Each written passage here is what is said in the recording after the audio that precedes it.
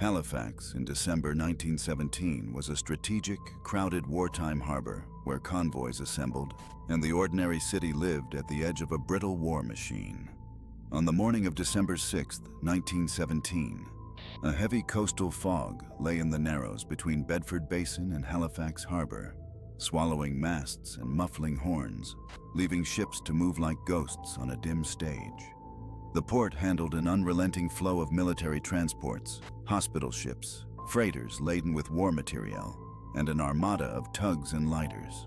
Strict pilotage and harbor regulations governed every approach, signal, and right-of-way, and the constant pressure to clear ships made decisions urgent and sometimes unforgiving. The French cargo steamship SS Mont Blanc had steamed up from New York carrying a dangerous, largely secret manifest. Volatile benzol for fuel, picric acid, TNT, and gun cotton, chemicals that do more than burn. When violently ignited, they vaporize and shatter. Those compounds were stacked below decks and hidden beneath tarpaulins, turning a seemingly ordinary freighter into a floating bomb. Opposite her in the Narrows was the Norwegian relief ship SS Imo, outbound on its own schedule.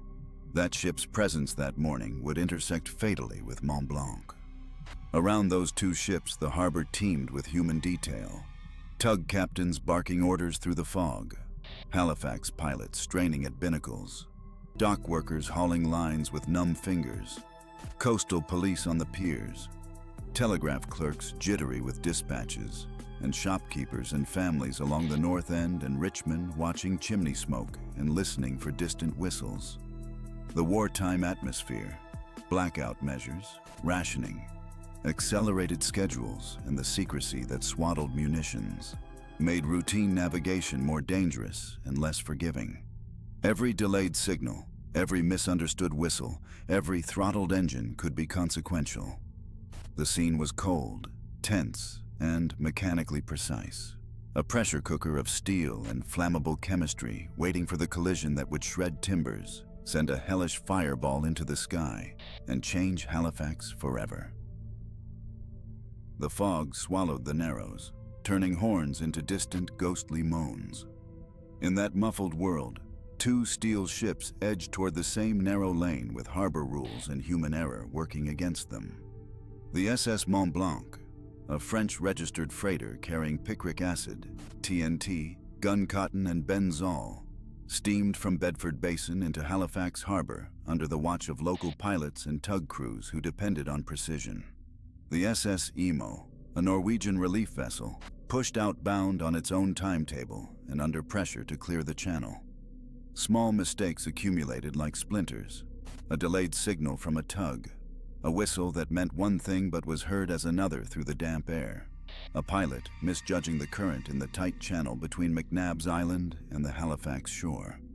Men who had spent years reading wind and tide made decisions that morning under wartime haste, dispatches to meet, tightened convoy schedules, and the secrecy that hid the Mont Blanc's cargo, all of it narrowing room for error.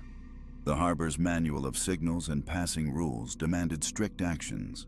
In practice, every command traveled imperfectly through human voices, barking tug captains and exhausted deckhands. One tug hooked to the Mont Blanc hauled to swing her bow. Another signal told the Imo to give way. The commands crossed and recrossed like desperate stitches on a fraying seam. Pilots peered through the smear of fog, their compasses and charts offering little comfort against a living sea that tugged at mooring lines and shifted hulls an inch at a time. Both pilots made split-second choices about helm and speed that would be judged later, but in the moment were raw, human acts driven by duty, timetables, and the fear of collision. Near the narrowest point, a misread whistle prompted the Imo to alter course, while the Mont Blanc, constrained by its heavy, munitions-laden load and the tugs, could not maneuver as quickly. A tug's rope scraped along a deck. Crew shouted orders that were swallowed by fog, and hands that should have relaxed tightened around ropes and wheels. On deck, sailors noticed the sweet, solvent tang of benzol leaking into the cold air, an odor some survivors would later remember as a prelude to catastrophe. Subscribe. Maybe clicking would have saved them. Beneath tarpaulins, the explosive cargo sat like a dormant demon. The chain of minor failures, muffled signals, hurried commands, the stubborn mass of a loaded freighter, and human impatience pulled both ships into an unavoidable intersection and set the scene for the moment when routine navigation became a gruesome, city-shattering catastrophe. The rending impact shoved wood and steel together and ignited a savage, immediate blaze along Mont Blanc's deck, a roaring inferno of benzol vapor and tarpaulin that spat black, oily smoke into the fog. Screams from men on deck were cut short by the crack and hiss of solvent fire. Ropes melted, paint blistered, and the heat warped railings into grotesque curls. The crew abandoned ship in ragged haste, some leaping into skiffs, others hauled aboard tugboats moments before the flames ate the quarterdeck.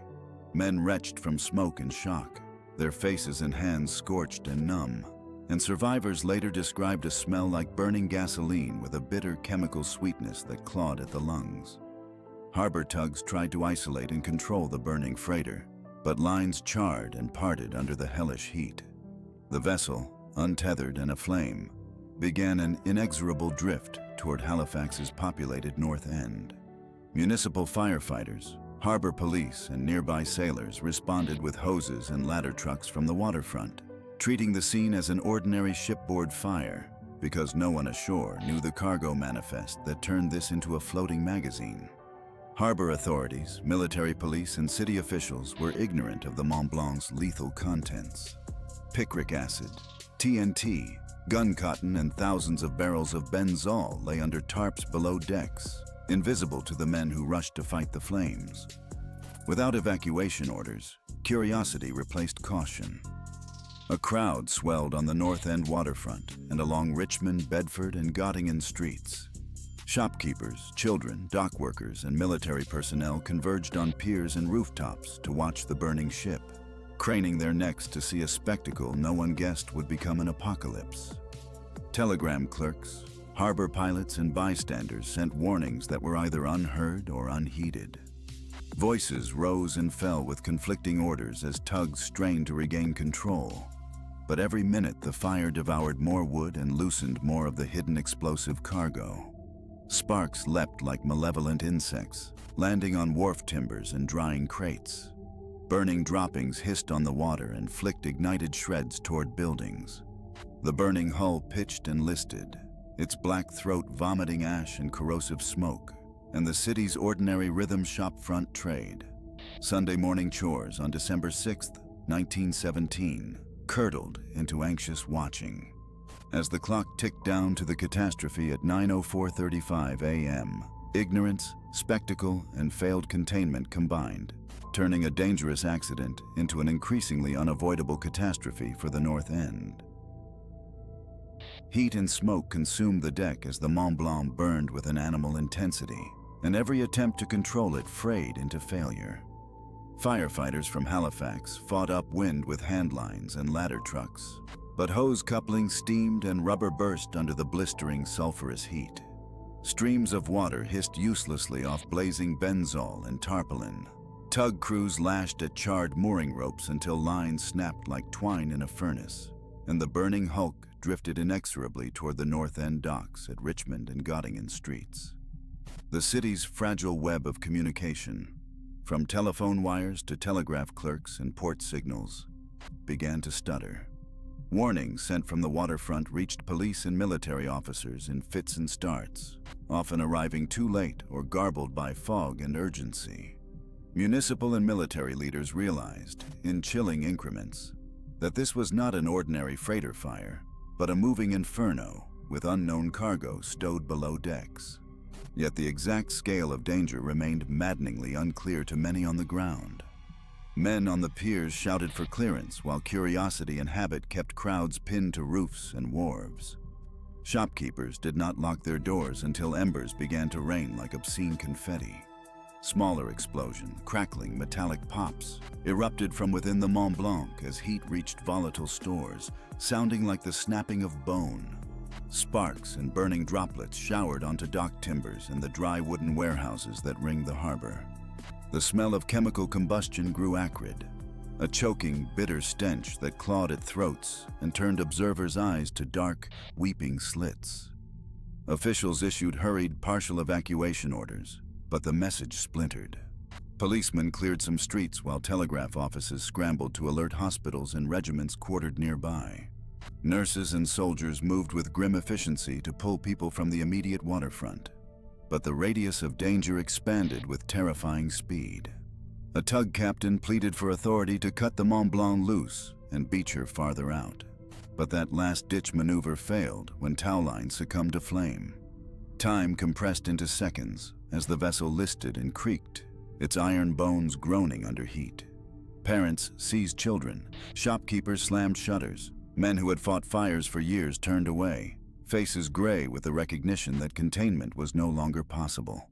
The clock edged toward 9:04:35 a.m. on December 6, 1917, and the harbor, packed with tugs and nervous crews, the North End, full of stranded onlookers and frantic rescuers, and the city's thin, fraying emergency network, all stood on a razor's edge, waiting for an ignominious, monstrous end that no one could now prevent.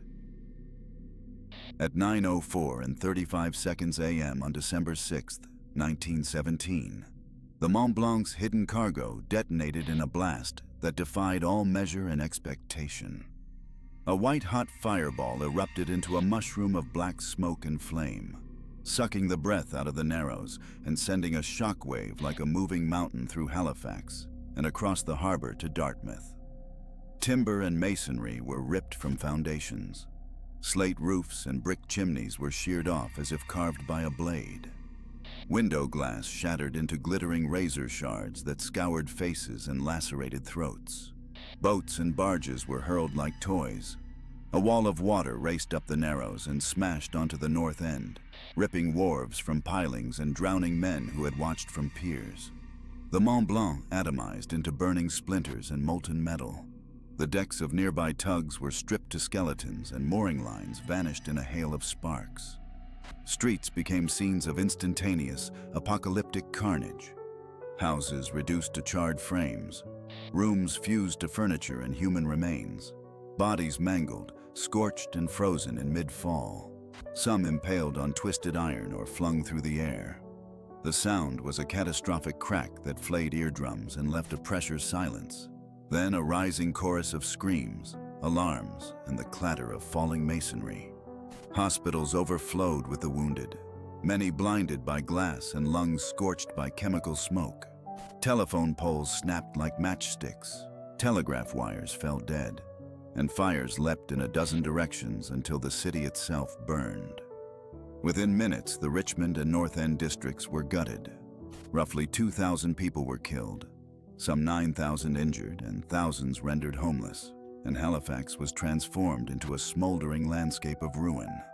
As ash mixed with December snow and daylight pierced the smoke, rescue, triage, and grim identification began, carrying the city directly into the impact and aftermath that would define it.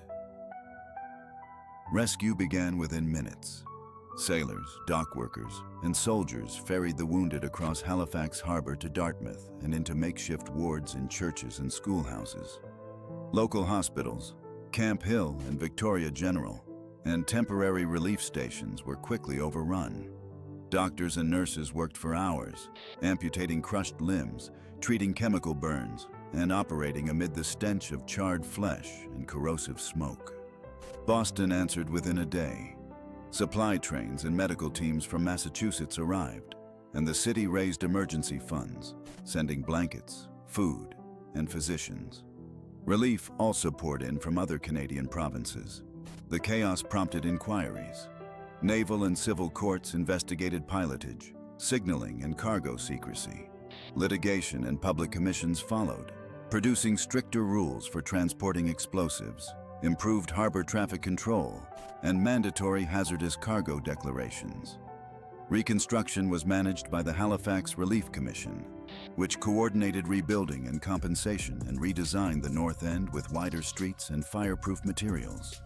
Memorials, from Fort Needham to annual remembrances, codified public grief. Survivors endured nightmares, blindness, and shattered families. Halifax's fabric was altered by ash, loss, and memory. The Halifax explosion became a civic scar that reshaped the city's identity, forcing a brutal reckoning with industrial secrecy and the fragile line between everyday life and annihilation.